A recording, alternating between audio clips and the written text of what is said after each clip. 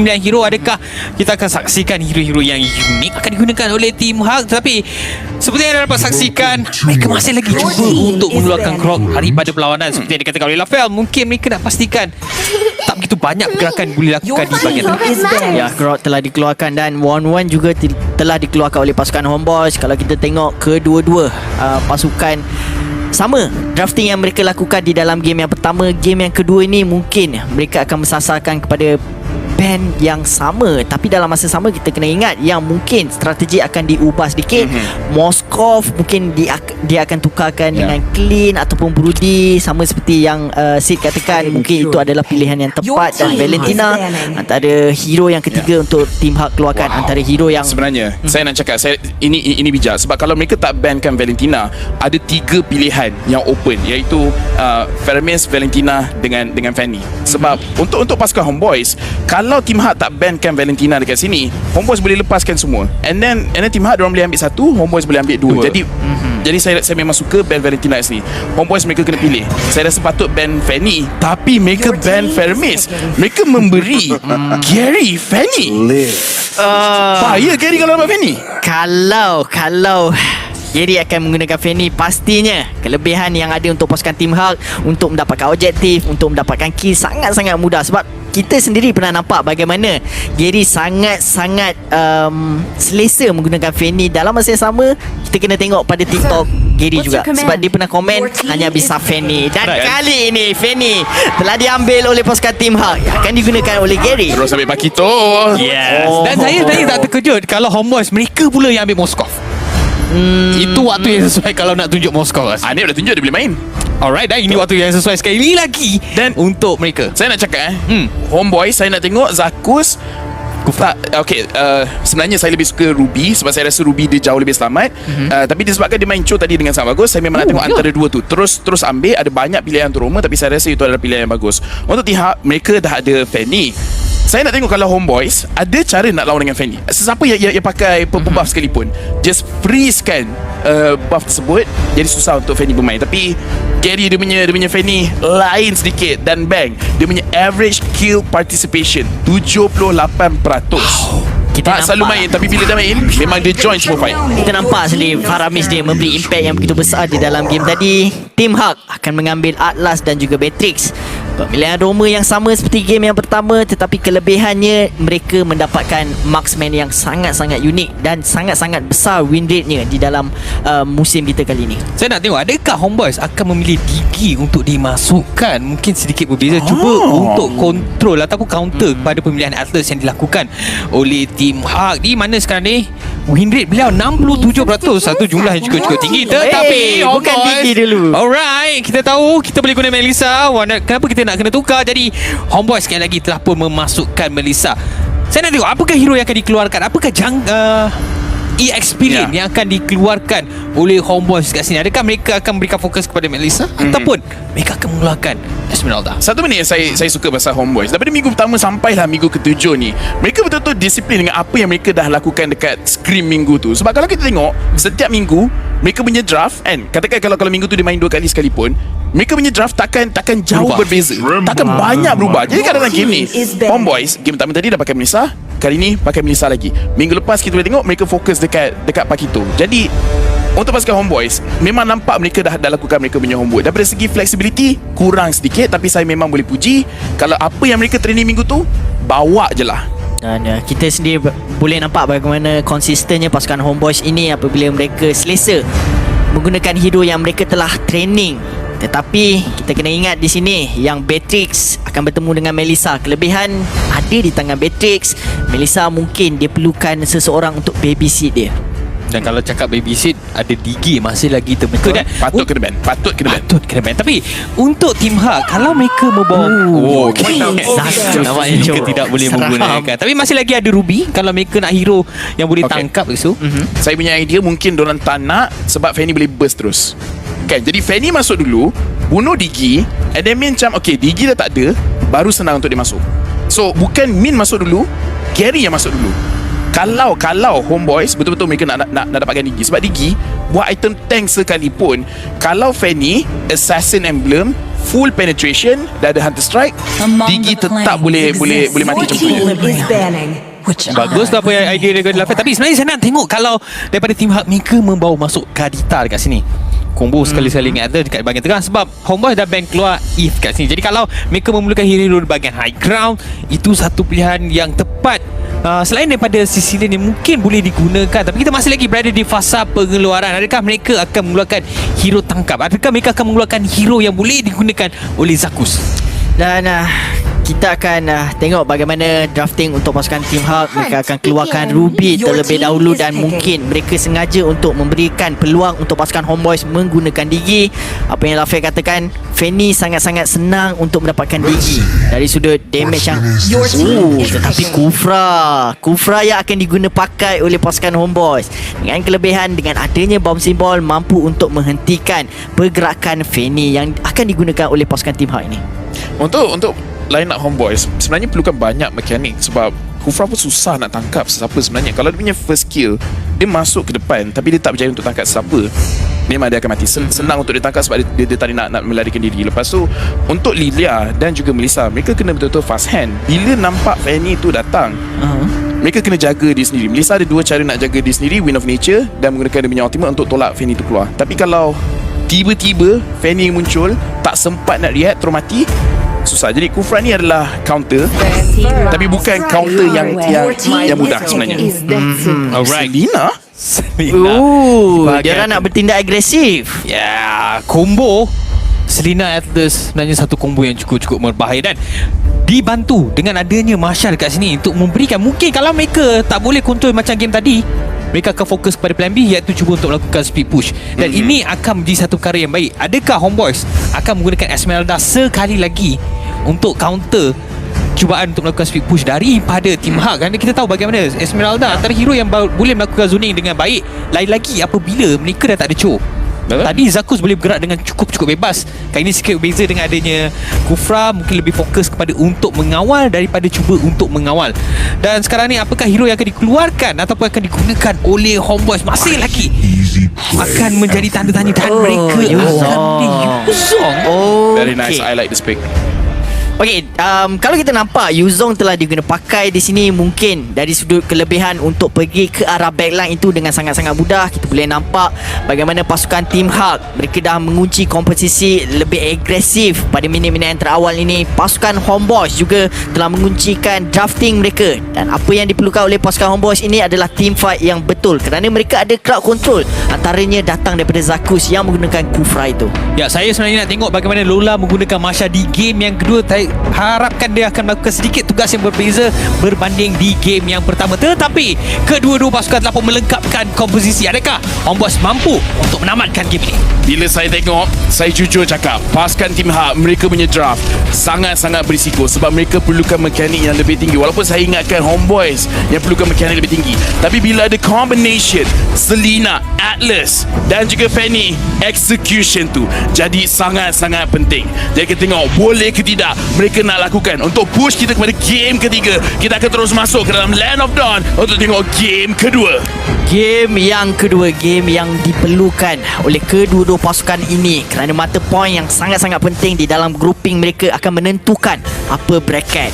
Tapi di sini kita akan nampak bagaimana Min akan cuba untuk memberikan vision, memberikan satu jawapan. Adakah Chibi dah menggunakan retribution dia? Tapi saya nampak seperti Chibi sangat-sangat kreatif. Dia letakkan orange buff itu di dalam semak. So tiada HP yang akan ditunjukkan oleh pasukan Homeboys ini. Saya nak tengok untuk Team Hulk, Min dan juga Mine. Mereka level 2 sebenarnya dah sangat-sangat kuat, kerana Atlas tak semestinya dia kena pakai dia punya Fatal Link. Dia punya passive pun dah cukup dah. Dia boleh stunkan orang tu, dia boleh freeze. Senang sedikit untuk Mine yang menggunakan Selina untuk menggunakan dia punya Abyssal Arrow. Tapi nampak gaya Mine dah ada dekat kawasan bawah, tapi dia tak akan gerak agresif kepada Anik.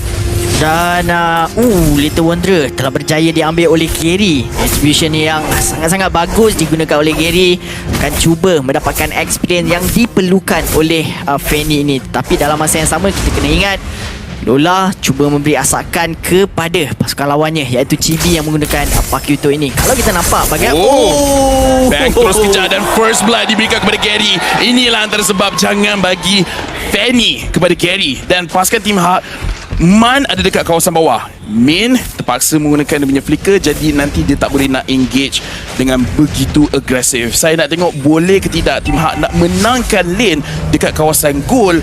Jadi ada perbezaan yang besar banding dengan game pertama tadi.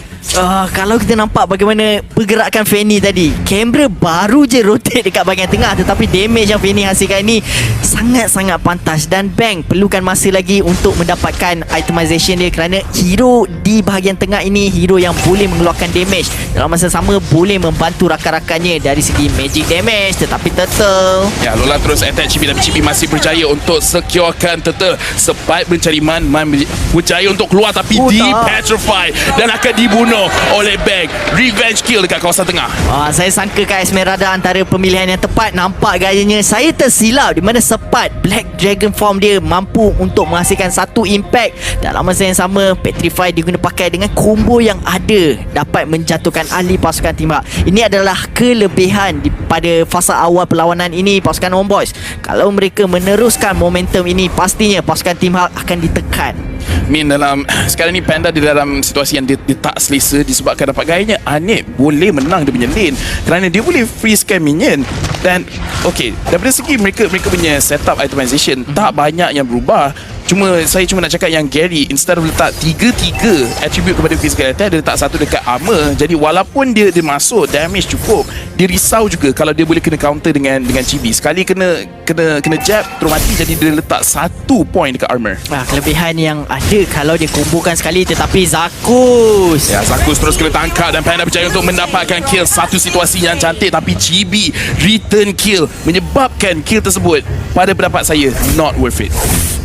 Man telah dijatuhkan sebanyak 2 kali. Hero yang sangat penting untuk menghasilkan damage dari sudut mage telah dijatuhkan. Nampak gayanya masih lagi 2 berbalas 2, tetapi kelebihan gol 471 berpihak kepada pasukan Homeboys. Sakitnya Chibi. Gary terus masuk dalam, dia cuba untuk dapatkan kill, tetapi Anip terus menggunakan punya go away. Tak boleh, Gary nak teruskan fight. Dan pasukan Homeboys, mereka dah shut down kan mereka punya main win condition kerana Team Hak. Disebabkan ada Selina, mereka kena menang early game, tapi early game pun mereka dah kalah.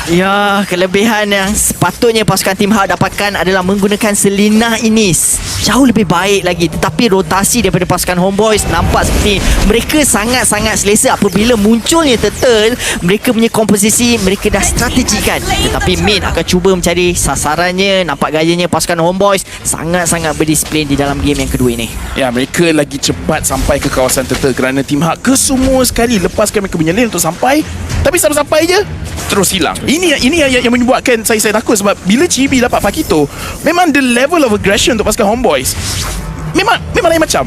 Kita kena tunggu item yang sangat-sangat penting. Antaranya adalah Hunter Strike dan juga Malefic Roar. Kalau disiapkan oleh Chibi, Hunter Strike telah disiapkan pada minit yang keempat. Kali ini Malefic Roar. Kalau dah siapkan 2 item penetration ni, saya nampak seperti pasukan Team Hak akan menghadapi kesukaran sedikit. Sebenarnya saya rasa 1 pun dah cukup. Dan Man nampak gayanya dia akan gerak kepada bahagian mid game scaling kerana dia nak siapkan dia punya Clock of Destiny terlebih dahulu. So okey lah. Tapi bila cakap pasal Man tertangkap, dan pasukan Homeboys mereka berjaya untuk jumpa. Setiap kali pasukan Team Hak miss position, setiap kali rotasi yang dilakukan oleh pasukan Team Hak, seakan-akan pasukan Homeboys dah menghidunya. Dan kini Gary terpaksa berundur ke belakang dengan HP yang begitu low. Nampak gaya seperti pasukan Homeboys akan mensasarkan kepada pengambilan di bahagian bawah, tetapi dekat situ Chibi, alamak, Chibi terus ke depan. Min ada kat situ. Tank tak tank. Tengok betapa sakitnya kena tumbuk dengan Pakito. Pasukan, kita tengok macam mana mereka pegangkan map. Mereka dah bahagian tengah sampai bawah semua Homeboys punya. Kenapa ke atas tak kontrol? Sebab mereka tak pergi atas pun.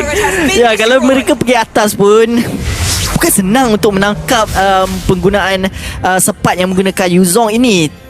Homeboys dia bijak. Dia tahu komposisi drafting yang mereka ada ini, mereka tahu guna pakainya. Dan pasukan Team Hulk nampak seperti rotasi, tetapi di bahagian atas Sepat. Ya, sempat di target tapi saya rasa damage masih tak cukup. Gary masih nak cuba. Black Dragon Form telah digunakan dan mereka akan hentikan percubaan mereka. Team Hulk mereka cuba tapi gagal. Satu pembaziran masa diberikan di bahagian atas itu. Dalam masa sama kita boleh nampak bagaimana Sepat akan cuba untuk defense. Okey, rotasi dah dilakukan oleh Anim. Anim akan menggantikan Sepat di bahagian atas ini. Ya, disebabkan mereka dah berjaya untuk dapatkan satu dekat bahagian bawah, jadi Maneswa gerak pada atas. Dan inilah rotation yang menyebabkan Anip dekat dalam MPL Malaysia musim ke-10 ni, dia punya goal per minute antara yang paling tinggi. Dapat satu trade, terus cari yang seterusnya. Jangan tunggu, terus gerak je. Dan disebabkan tu kita tengok perbezaan gol 2,800 dan Anip paling tinggi, hampir hit 5,000 gol sekarang. Ya, saya sebenarnya kan pada awal fasa perlawanan ni saya nampak macam Beatrix mungkin akan boleh menang dengan Melissa, tetapi dekat sini team fight ataupun team gameplay daripada Homeboys, Zakus dapat tangkap yang cantik. Tak ada tempat untuk Lola melarikan diri. Killing spree diberikan kepada Chibi. Manakala Team Hulk cakap, okay, kita tak payah fight, kita cuba untuk dapatkan turret. Cuba pastikan jangan jauh sangat ketinggalan daripada segi gol. Tapi dalam masa sama kita nampak bagaimana Homeboys akan cuba mensasarkan turret yang selebihnya di bahagian atas, tetapi cukup ataupun tidak damage yang akan dihasilkan oleh Melissa ini. Kufra akan cuba memberikan vision. Dia dah nampak Atlas ada kat situ. Gary perlu mengambil purple buff dulu. Kalau dia datang ke bahagian atas tanpa purple buff ini, akan memberi impact, iaitu menggunakan energi lebih banyak lagi.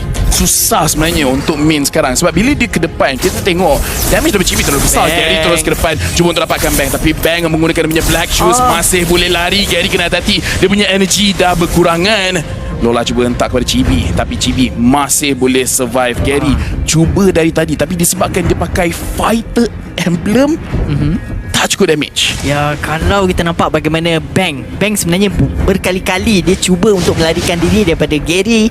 Gary dia bijak. Dia tahu Bang ini antara hero yang boleh dijatuhkan dengan spell, bukannya menggunakan flicker. Pasti sangat-sangat senang. Tetapi komposisi Bang tahu kalau dia diasak, pasti ada rakan-rakan yang akan membantunya. Tetapi Purify akan digunakan pakai.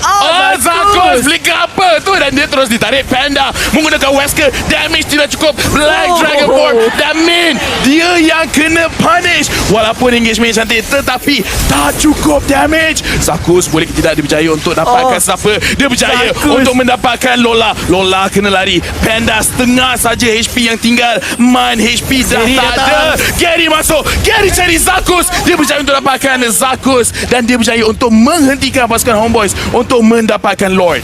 Ya, satu kelebihan untuk pasukan Team Hulk apabila mereka menggagalkan corak permainan yang pasukan Homeboys lakukan untuk mendapatkan Lord itu. Dalam masa sama, Team Hulk berjaya untuk menjatuhkan tarik di bahagian atas pasukan Homeboys. Pastinya kelebihan ini akan diberikan oleh pasukan Team Hulk. Mereka akan cuba mendominasikan semula perlawanan ini. Ya, kalau tengok daripada segi item, Panda baru saja siapkan dia punya Malefic Roar, jadi damage sepatutnya okey. Dan kalau tengok daripada segi damage, kedua-dua jungler di tempat tertinggi. 24,000 untuk Chibi, 21,000 untuk Gary.